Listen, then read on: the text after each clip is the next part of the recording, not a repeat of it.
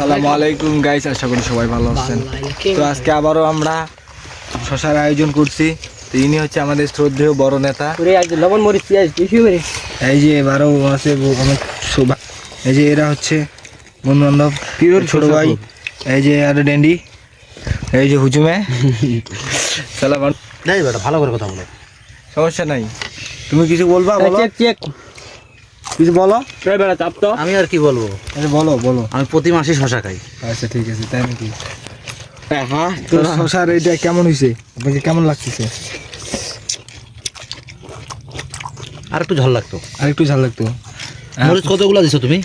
ঝাল নাই, আমার প্রচুর ঝাল লাগতেছে, প্রচুর। আপনাকে কেমন ঝাল লাগতেছে? কোনো ঝালই লাগতেছে না। আপনাকেও ঝাল লাগতেছে না?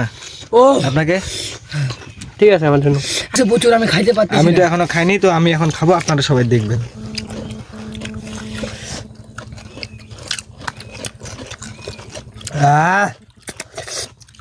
স্যার মার দিতে রুটি চিনি দিয়ে চা ফুলিয়ে খা।